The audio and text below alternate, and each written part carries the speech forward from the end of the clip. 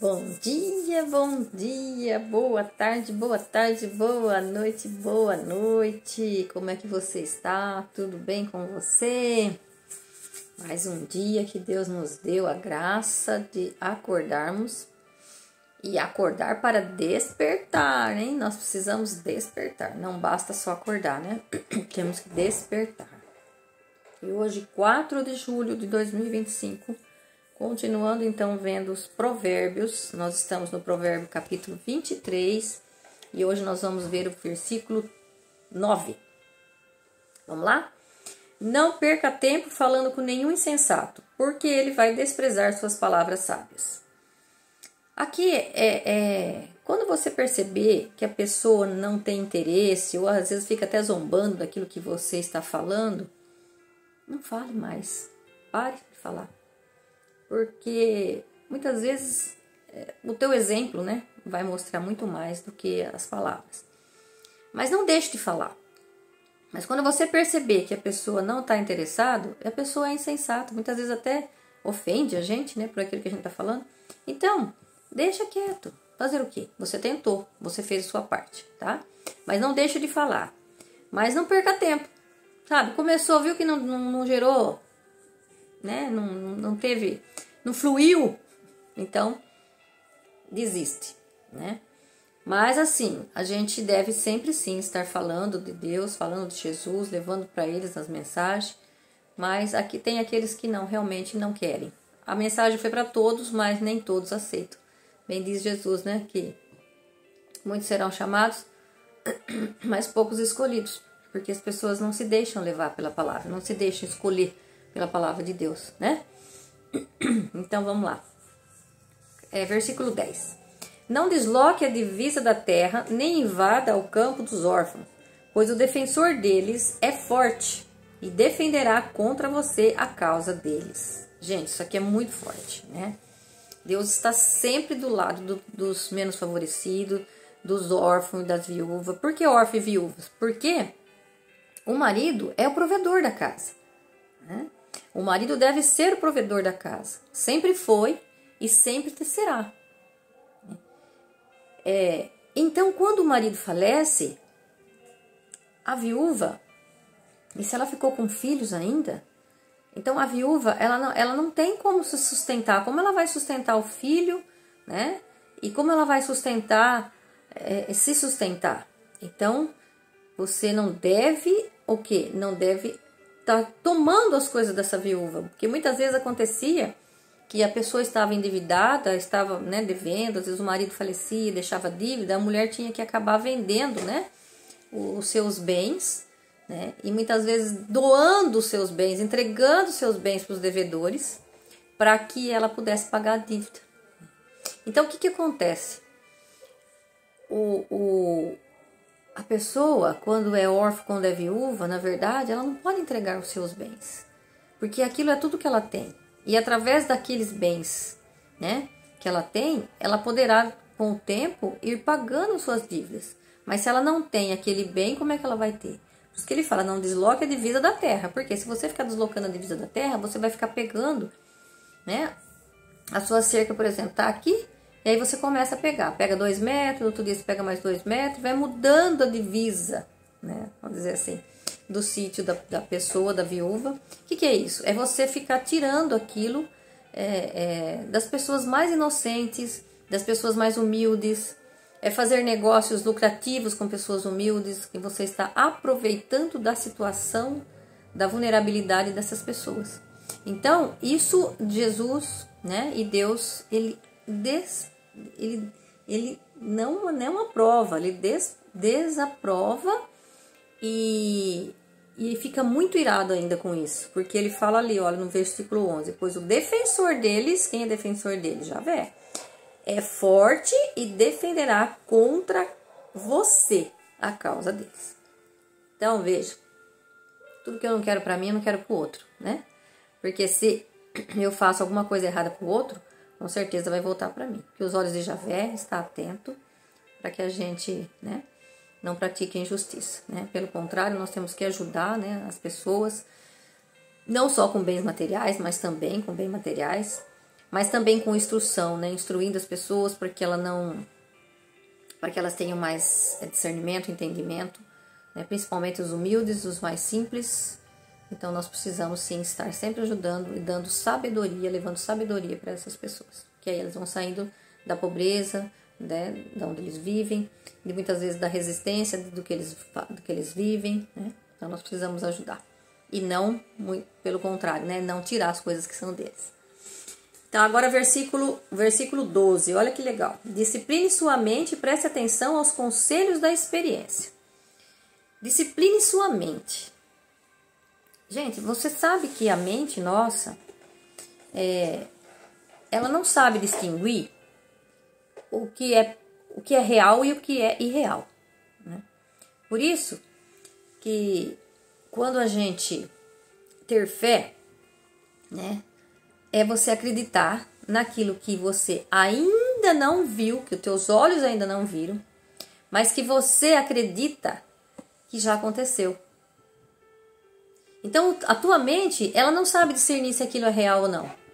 Então, se você pensa em uma coisa boa, como se já tivesse acontecido, a tua mente vai trazer próximo de você aquilo e vai fazer você viver aquilo, porque a tua alma sentiu aquilo. Então, a fé é isso. É mesmo você não vendo com os olhos materiais, mas você vê com os olhos espirituais e enxerga com os olhos espirituais, trazendo aquela bênção, trazendo aquela graça, fazendo com que aquela vontade sua seja realizada através da fé. Então, fé é isso. Fé é você não ver, mas crer. Tanto é que Jesus falou para Tomé: bem-aventurado aqueles que creram mesmo sem ter visto. Por que bem-aventurado? Porque você vai ser bem-aventurado. Você vai ter bênção sobre você. Você vai colher coisas que você imaginou, que você pensou, que você desejou.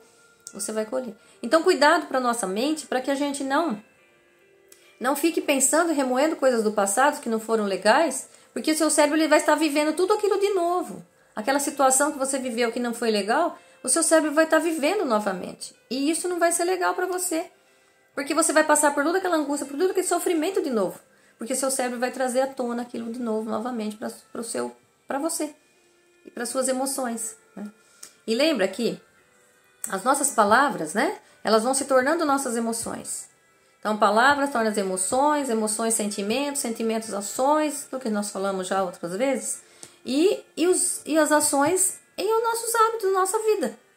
Então, por isso, cuidado com as pessoas, né, que eu convivo. As pessoas que eu estou convivendo estão me levando aqui. Está me levando eu ter uma mente disciplinada? Está levando eu querer o melhor? Ou está levando eu para baixo? As pessoas que estão caminhando comigo, elas estão no mesmo nível que eu estou caminhando? Mesmo nível de conhecimento, de entendimento, de sabedoria que eu estou buscando? Elas estão. Eu estou crescendo. As pessoas do meu lado estão crescendo comigo? Porque, veja, a gente vai se arrastando com as pessoas que estão do nosso lado. Se a gente não deixar, muitas vezes, gente, nós temos que deixar. Muitas vezes nós temos que deixar parentes, nós temos que deixar amigos, né? Por quê? Porque hoje eles podem não entender aquilo que você está aprendendo, aquilo que você está querendo fazer, né? Você está despertando, você está acordando, você não está mais dormindo e você quer uma vida nova, uma mudança na sua vida e as pessoas vão rir de você. Só que depois, quando você voltar com a prosperidade, lembra que a prosperidade é natural, mas você tem que buscar? E quando você voltar com a prosperidade, as pessoas vão acreditar em você. Mas para isso você teve que sair. Para isso você teve que agir. Você teve que fazer, né?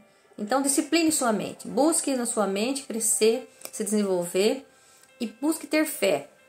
E essa fé que eu disse aqui, que é mesmo você não vendo, você acreditando. Isso é fé, né? Vamos lá, então, versículos 13 e 14. Não deixe de disciplinar o jovem. Se você o corrigir com vara, ele não morrerá. Quanto a você, corrija com vara o jovem e o estará livrando da morte. Lembra? Nós já falamos muito disso, né? Eduque o seu filho, eduque o jovem, ensine eles o correto, né? Ensine ele a sabedoria, faça ele buscar sabedoria, faça ele conhecer a palavra para que ele busque cada vez mais sabedoria, para que ele se torne uma pessoa sábia, que saiba discernir entre o certo e o errado na vida dele. Porque se você não ensinar o seu filho, ele não vai aprender. né? E o mal vai despertar dentro dele, porque o mal você não precisa de ninguém ensinar. O mal sai como que, né? É muito mais fácil praticar a maldade do que praticar a bondade. Então, nós precisamos educar nossos filhos no caminho do Senhor. Veja, ó, discipline o jovem, né? E com vara. E ele não morrerá. O que é não morrerá?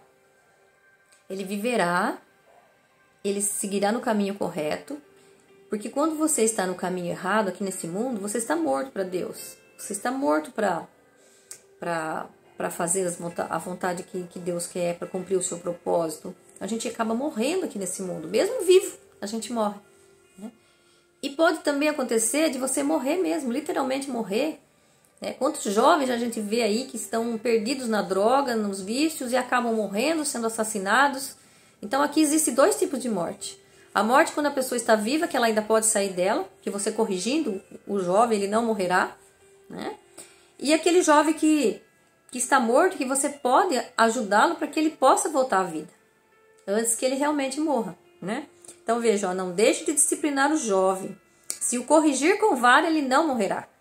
Agora, quanto a você, ó, corrija com vara o jovem e o estará livrando da morte. Veja. Primeiro ele fala, se você corrigir, ele não morrerá. E se você corrigir, você o estará livrando da morte, né? Essa morte que é uma morte física, né? Mesmo você estando vivo, mas parece que você está morto. Quantas pessoas estão mortas, né? Quantas pessoas estão mortas para o seu propósito, mortas para Jesus, para encontrar Jesus, né? Quantas pessoas estão nessa vida e que nós precisamos acordar, despertá-las, né? Então veja, nós precisamos principalmente o jovem. Por quê? Porque o jovem ele é o futuro. Imagina aquilo que nós ensinarmos hoje é o que ele vai ser amanhã, né? Então precisamos ensinar para colhermos bons frutos no futuro, né? Para deixar o nosso legado, deixar um legado nosso aqui, para que as pessoas possam ver aquilo que a gente fez e tomar de exemplo, né? E fazer as coisas boas e continuar o nosso legado para sempre, né? Assim como a gente vem falando de Abraão, de Isaac, de Jacó, né? Que foram os nossos primeiros pais, né? Os pais da fé. Nós temos que continuar com o legado que eles deixaram. E depois a gente continuar, principalmente com os ensinamentos de Jesus Cristo, que veio aqui para transformar, né? Não para modificar, mas para cumprir aquilo que era a lei. A lei falava que viria aquele que ia transformar. Ou seja, Jesus, ele transforma, né? Ele faz com que você enxergue que o bem só pode ser pago com o bem, né? Que a maldade tem que ser paga com a bondade. Não adianta pagar maldade com maldade, porque senão não vou estar fazendo nada de bom, né? Então ele disse, antes era olho por olho, dente por dente, eu porém vos digo, ame até os seus inimigos. Perdoa. Então Jesus ensinou a gente a sair fora da lei, né? Ou seja, você não tem que seguir a lei, né? Olho por olho, dente por dente. Não. Você tem que ser diferente. Para você entrar no reino dos céus, tem que ser diferente. Percebe? Então, nós queremos entrar no reino dos céus. Então, vamos educar nossos jovens para que eles possam também ter uma vida e uma vida sábia, né? Buscando sabedoria. Versículo 15. Meu filho, se você se tornar sábio, eu me alegrarei. Olha aí. Tá explicando já de cima, né? Ficarei muito contente quando seus lábios falarem com retidão. Não preciso nem explicar, né, gente? Meu filho, se você se tornar sábio, eu me alegrarei. É o Pai falando para nós. É o próprio Jesus falando para nós. Siga o caminho, né? Então, olha que legal. Aqui tem uma explicação bacana, ó. E o temor de Javé é que nos leva a seguir o seu caminho, né? A seguir o caminho da vitória. Não tardemos, então, mais em cumprir nossa missão, nosso propósito aqui na Terra. O sim sendo sim, o não sendo não, né? Sermos coerentes e fazemos aquilo que realmente falamos, né? Não somente falar, mas não fazer, né? Então, somente a verdade nos liberta. Muitos têm somente a experiência da porta com Jesus, mas não têm experiência do caminho. Ele é a porta, mas ele também é o caminho, ele também é a verdade, ele também é a vida. Então, decida não só passar pela porta, mas andar na verdade, andar na verdade e andar na palavra. Andar na verdade, andar na palavra, e a palavra tem nome, né? A palavra é Cristo. Então, andar nos caminhos de Cristo. Entre na porta, mas não entre só na porta. Caminhe também, né? É caminhar que nós vamos fazer tudo acontecer. Não é parado que vai acontecer as coisas na nossa vida, né? Mas é fazendo, é caminhando. Aí o versículo 17 e 18. Eu tô falando 17 e 18 porque nós estamos naquelas 30 máximas, né? E elas sempre vão uma justificando a outra, complementando a outra. Ó, não tenha inveja dos pecadores, mas tenha sempre o temor de Javé, pois é certo que assim você terá futuro e a sua esperança não fracassará. Certo? Olha que lindo isso, gente. Não tenha inveja dos pecadores. Não tenha inveja daqueles que se passam, né? Por bonzinhos, né? E que se acham, não por bonzinhos, mas assim, o pecador, ele acaba fazendo muitas coisas e às vezes ele acaba criando temor nas pessoas, né? Criando medo nas pessoas. Temor não, criando medo. E as pessoas têm medo daquele jeito que eles fazem e muitas vezes falam assim, vou ser igual ele. Porque, ó, tá vendo? Ele é bandido, ele mata e todo mundo tem medo dele. Ninguém chega perto dele e ninguém faz nada pra ele. Então não é isso que nós temos que ter, não. Nós temos que ter temor a Javé. Porque Javé pode tudo. Tudo que você pode imaginar. O mal não vence o bem. O mal não vence o bem. Tá? Então, olha. Esses versículos são maravilhosos, ó. E tudo... Legal, não tenha inveja dos pecadores, mas tenha sempre o temor a Javé. Pois é certo que assim você terá futuro e sua esperança não fracassará.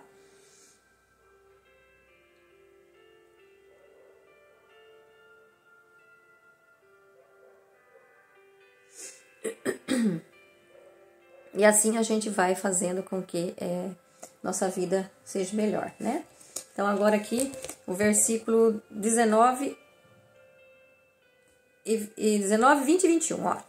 Escute, meu filho, torne-se sábio e forme bem a sua mente. Não se junte aos beberrões, nem ande com os comilões, pois o beberrão e o comilão empobrecem e o dorminhoco se veste com trapos.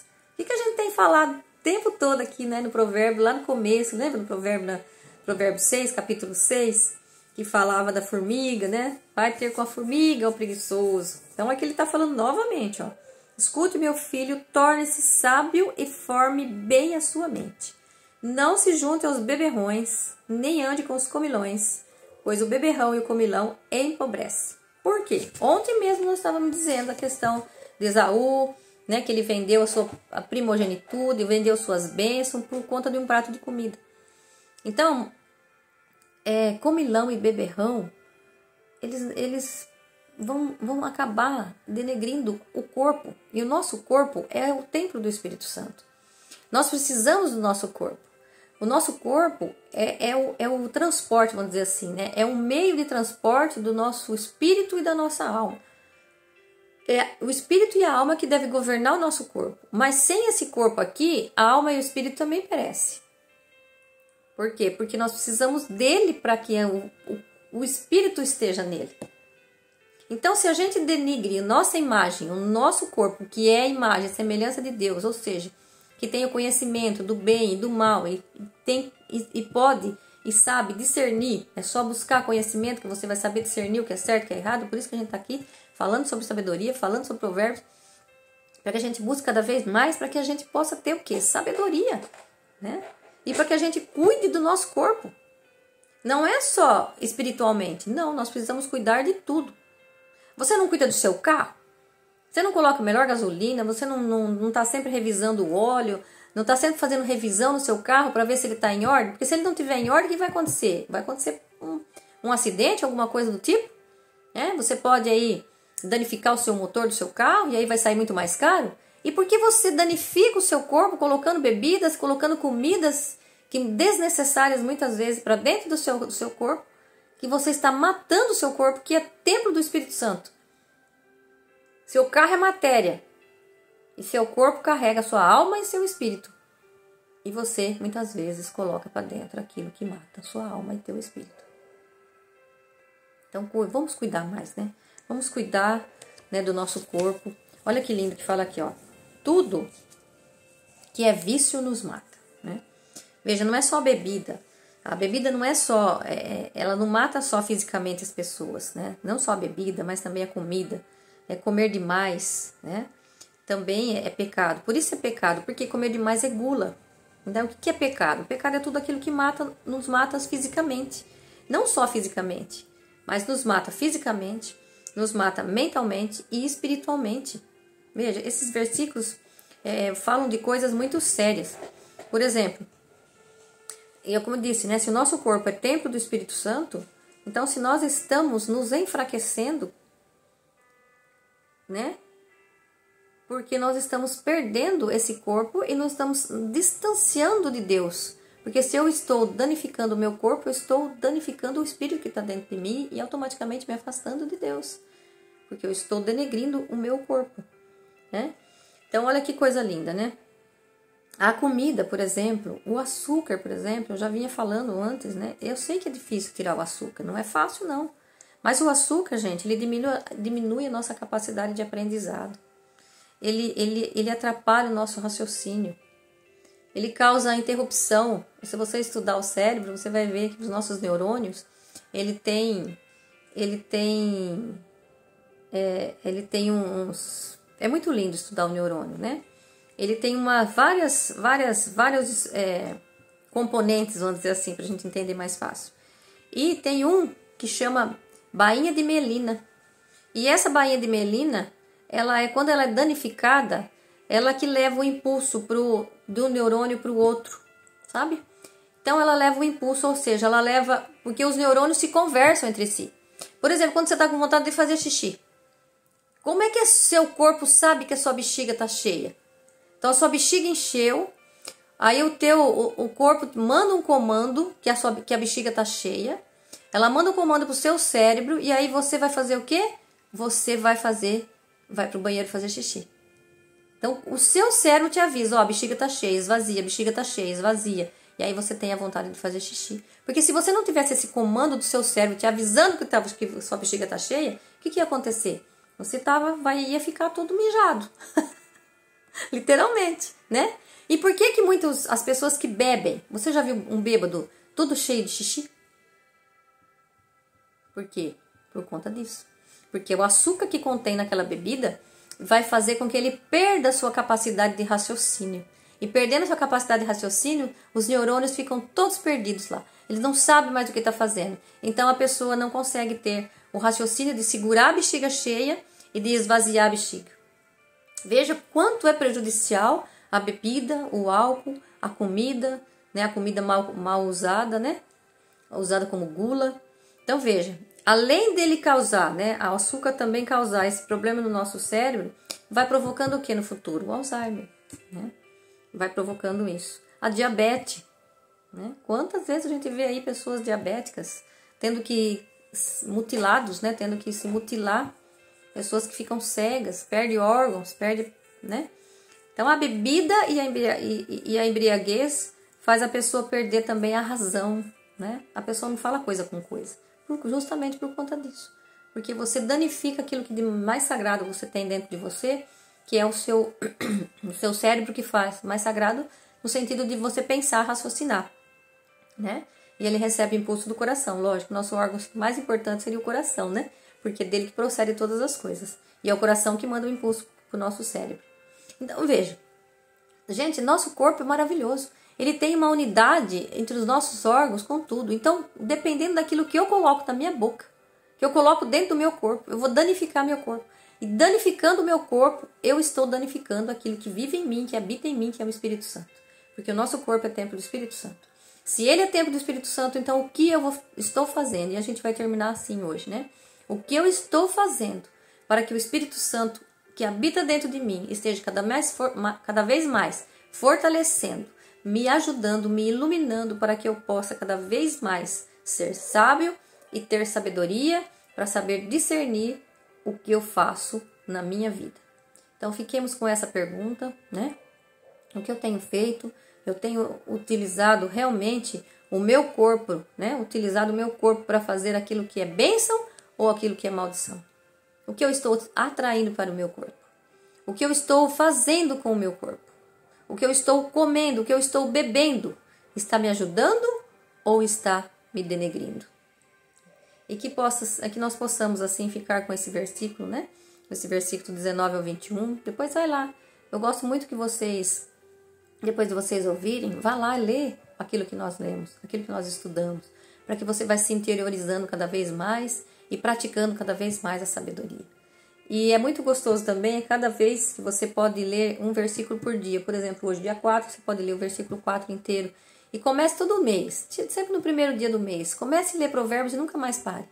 Todo dia lendo um capítulo. Ele tem 31 capítulos. Os meses que não tem 31, você lê 2 no dia. Mas o mês que tem 31, você vai ler um por dia. Todo dia lendo um. Você vai adquirir cada vez mais sabedoria. Porque depois desse estudo que nós estamos fazendo, e mais você lendo, pode ter certeza que você vai ficar mais sábio, vai ter mais prosperidade, porque você vai despertar para uma vida que Deus quer que a gente faça. Uma vida com abundância, uma vida próspera, seguindo a natureza, ou seja, seguindo aquilo que nós somos, que nós nascemos para ser, né? Os seus filhos prósperos, alegres, felizes, saudáveis, né? E ricos em abundância em tudo, né? Eu vim para que todos tenham vida e vida em abundância, disse Jesus. Então nós precisamos viver aqui sim, uma vida já abundante, para que como eu viver aqui depois, eu vou reinar depois com Jesus também. E se eu não viver uma vida abundante aqui, uma vida reinante aqui, será que eu vou reinar com Cristo? Se eu não busquei ser melhor aqui, se eu não busquei fazer o melhor aqui, será que eu vou reinar com Cristo? Então pensemos nisso. Pensemos aquilo que nós estamos fazendo com o nosso corpo, que é o templo do Espírito Santo. E que você tenha uma ótima sexta-feira. Hoje já é sexta-feira, hein, gente? Uma ótima sexta-feira. Que Deus abençoe você, sua casa, sua família, seus filhos, seus negócios, seu trabalho, né, sua empresa. E que Deus abençoe tudo na sua vida, no seu lar. Beijo no coração.